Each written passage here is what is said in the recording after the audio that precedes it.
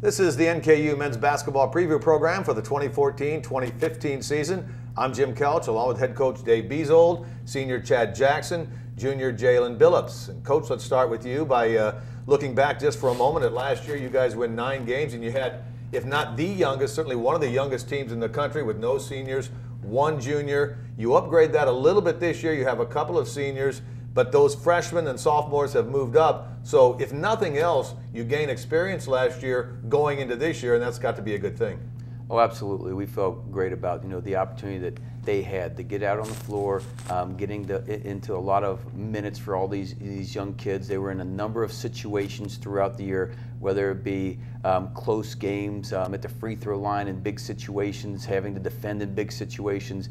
And I think what it taught them and gave them an idea was how hard it is to get through the college season, because we had some very good moments, and then I think they really at times hit the wall as young kids, understanding the length of that college season and how demanding it is, not only physically but mentally also. So we're excited about the opportunities they had last year to help us grow in the process of growing up and being a much more consistent team this year. And I guess on the plus side of having all those younger players, you come into this year not having to show so many new guys the system that you're trying to run, the way you run a practice, the way things go throughout the course of day 1 to the end of the season. You do have some new guys, and we'll talk about those a little bit later on, but it almost gives you a little bit of a jump start, doesn't it, getting things going? Oh, absolutely. They know the routine. They know how the practice is situated. They know what's expected. They know the system. There's a few little different things we'll be doing, but all those things you don't have to teach. It's more time they're able to actually play and get chemistry together and work together on the floor. So it's been a great advantage to have that experience and those kids a year older into the system and program. And like we said, we only have 2 new additions to this year's team that haven't gone through practices with us. So it's been much easier transition.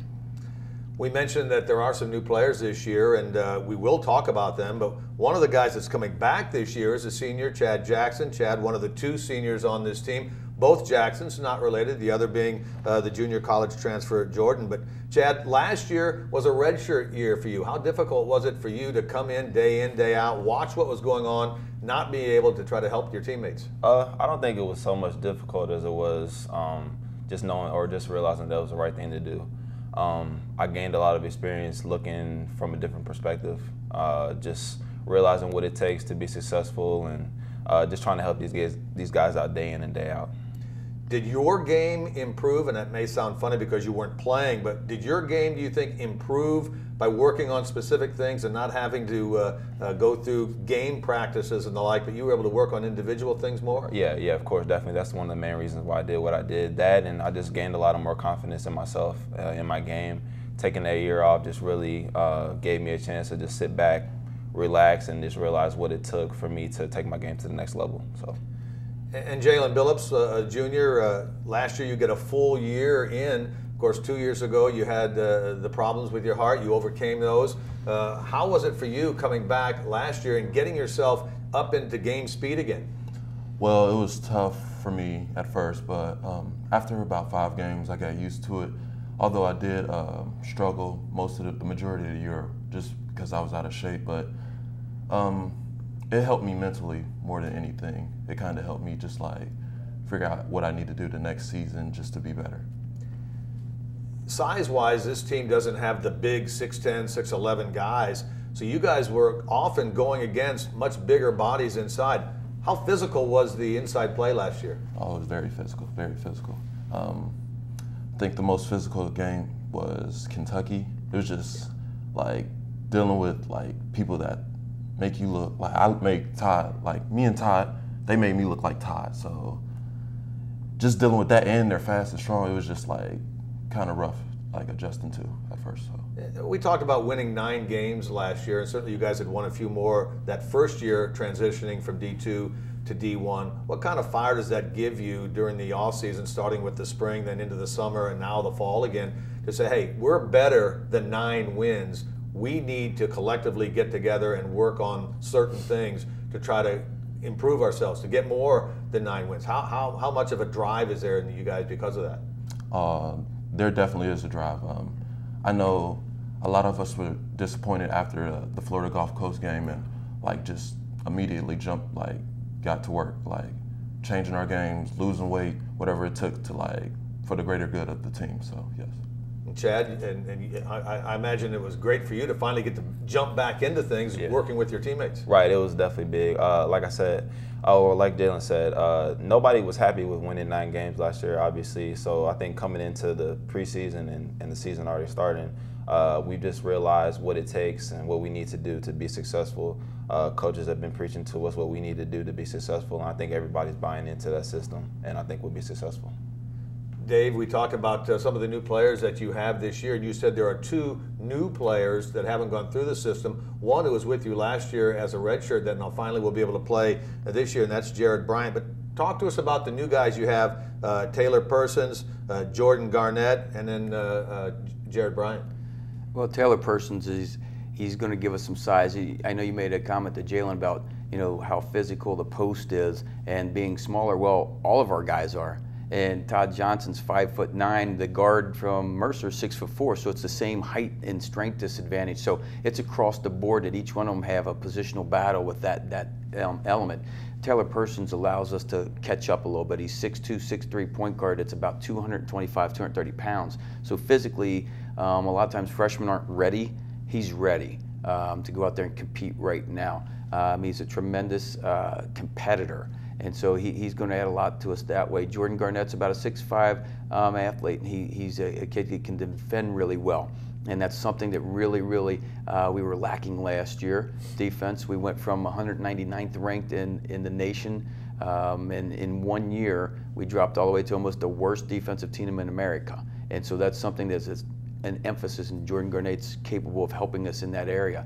So we feel pretty good about what those 2 young kids are going to be able to add to the program. But again, they're freshmen, so it takes them some time. What about Jared? Well, Jared's a seasoned guy. I mean, he's a guy who's already played Division I basketball. So Jared's biggest thing is conditioning and being able to help us. He's a very bright guy, a high basketball IQ. So we look at him being able to be a backup to Jalen and provide some good quality minutes for us. Chad, when Coach was talking about Taylor Persons, you were shaking your head, you were nodding your head saying, yeah, when he mentioned he's ready now. What do you like when you look at him? Just his competitiveness on the court.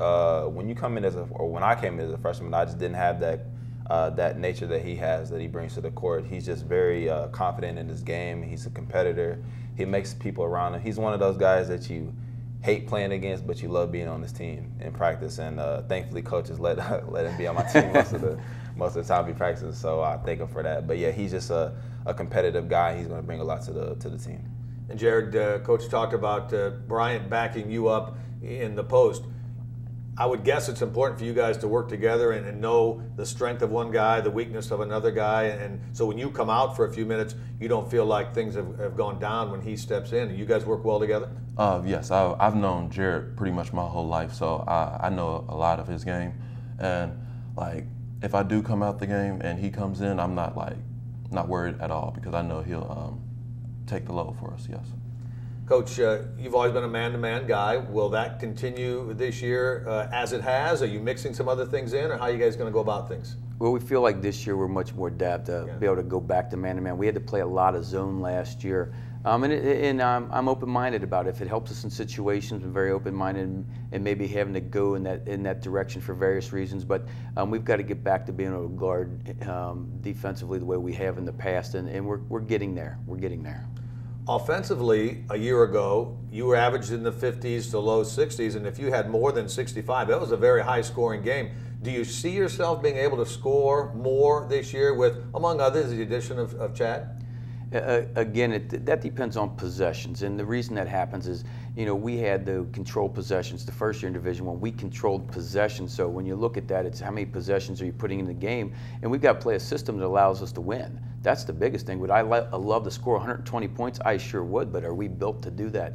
We're going to do some things a little bit differently and try to put a few more possessions in the game because I think we can. I think that will benefit us because even though we may not have the size, we're quicker. I think we're quick, and I think we're in pretty daggone good shape. Last year, Jalen wasn't in great condition because of his situation. So if we're going to try to race something down the floor, he's going to last on the floor about a minute at a time.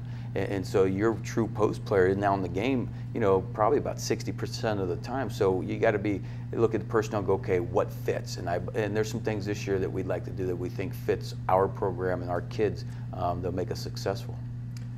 Last year, you guys started with a Big Ten team on the road in Purdue. Later, as Chad talked about, or Jalen talked about, you went down and played at UK. This year, you're almost a member of the Big Ten. You're starting the year at Wisconsin, going then to Nebraska. Later, you'll go to Chicago to play Northwestern. An ambitious schedule, certainly one that helps the basketball program and the university from a financial standpoint, but also I would guess it helps these guys know what that upper level is and how they can compete against them. Oh, absolutely. Those games will always help us. Now, they're hard to recover from. That stretch of Purdue and UK in about 48 hours, that's hard on our guys. It really, really is. But I also always believe in, you know what, and this is something I know you'll touch on, but we are able to play in the ASUN tournament this year. And that is an absolute blessing for the process and growth of the program in Division I. In order to do that and be successful in that environment, in that travel, you've got to set your kids up to do things like that. And we're not going to face better teams than Wisconsin, Nebraska in 48 hours. That conference tournament is like that. You play, you've got to get on a bus or a plane and go to the next spot and play 24 hours later. That's what we're doing. So those games are going to prepare us not only for the season, but also for the end of it when we get to that conference tournament. Jared, do you see it like that as well? I mean, you talked about how physical games could be inside, particularly against Kentucky a year ago. When you're looking at Wisconsin, I think they're going to the season pre-ranked number 4. You've got Nebraska, you've got Northwestern, you're going to have West Virginia here. Some of these big-name teams in college basketball. Do you take out of it what Coach hopes you get out of it? Of course. Necessarily, I mean, I think it'll help us. At the end of the day, I definitely think it'll help us. Like, we'll be much more accustomed to playing against guys bigger than us, and it, we'll be able to develop a game plan to help us compete and beat these teams. So yes, I think it'll help us. We talked about the road schedule, and I mentioned West Virginia, and I guess slowly but surely you try to get a marquee name to come in. And let's face it, it's tough when you first get into Division I, but you're going to have the former Bearcats coach, Bob Huggins, bring his Mountaineers in here from West Virginia. I suspect that the atmosphere will be crazy that night. We sure hope so, and again, we're very lucky to have that happen. That doesn't. It used to be you would go and play 2 for 1, meaning we'd play twice at West Virginia, and they'd come here one time, and that was a standard operating in Division I, you know, 5, 6, 7, 8 years ago. Now that doesn't happen any longer because of money. Because when those teams leave their gym, they lose money. So we're very fortunate Coach Huggins gave us this opportunity. Not only there's going to be a big atmosphere, but Chad was on the team a couple years ago when we went down there and beat them. So that's still in the back of Coach's mind. And I know it's going to be one heck of an atmosphere and one heck of a battle that night. And we're just so fortunate to be able to bring it to this campus. Chad, what's that like? I mean, Dave just mentioned that you were part of that team that went down there and played in that exhibition game and defeated West Virginia. What's the feeling from a player's perspective when you're out there, when the crowd is going crazy, there's 10, 12,000 people going wild, and you're right in the midst of it, trying to compete, trying to keep your cool against teams like that? Well, it's definitely a maturation process, and I think it's going to be huge for us because that's what we're going to see in it's like a tournament atmosphere. And being able to play in the tournament this year, that game is going to help us out particularly because the atmosphere is going to be crazy. Like you said, there's going to be 10 to 12,000 people there, so it's going to be a crazy atmosphere. We just have to go in and stick to the game plan that we have for that game and execute it, and hopefully we come out successful. Well, let's turn our attention now then to the ASUN Conference. You'll play in your 3rd year in that conference, which this year loses 2 schools. Mercer, which had a tremendous run a year ago to win the not only the regular season title but the conference tournament title. East Tennessee State. How much has the ASUN stepped up in terms of notoriety because of what has happened the last 2 years? First with Florida Gulf Coast 2 years ago, and last year with Mercer.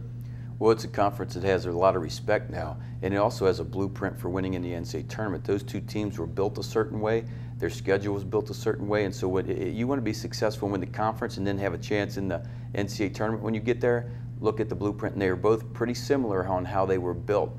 Size-wise in the post, very good guard play, which always is the key to winning anything really.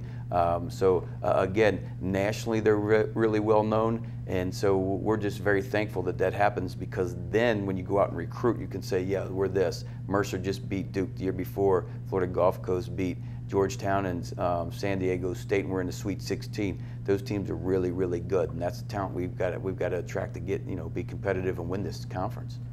Chad, Jared, from a player standpoint, what's it mean to you guys to be able to compete in the ASUN Conference Tournament this year? I think it's huge. It's definitely something that we have to play for now, and we have to prepare for that every day in practice.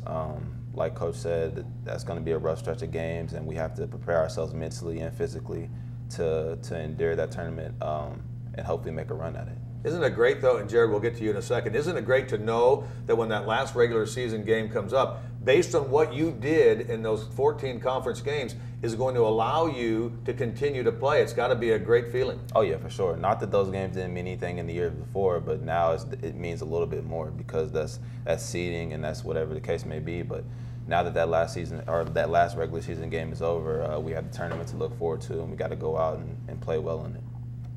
Sir?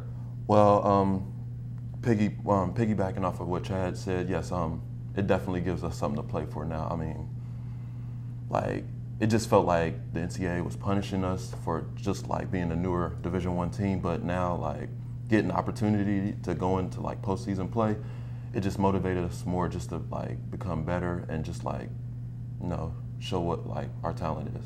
And while you can't go to the NCAA, you perform well in the regular season, you perform well in the conference tournament, there are other postseason opportunities for you, and I know that has to make you feel great. Yes, it does. Yes, it does. So Dave, in wrapping things up, give us kind of a comparison of what we will see this year from your Norris team versus what we maybe saw a year ago.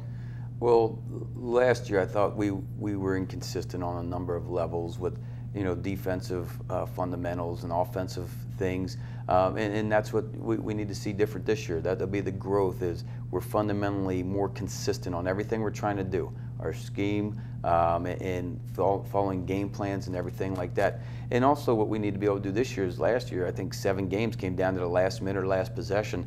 We've got to turn those, and that changes the season. I believe Lipscomb last year won 7 games on the last possession. We lost 7 games on the last. That changes your season right there. So now the kids have been in those situations and environments. Now they've got to make those plays and make winning plays throughout the game. All right, Dave Bezold, head coach of the Norse, Chad Jackson, senior, Jalen Billups, junior. Thanks for your time. Thank you. Thank you very much. All right, guys.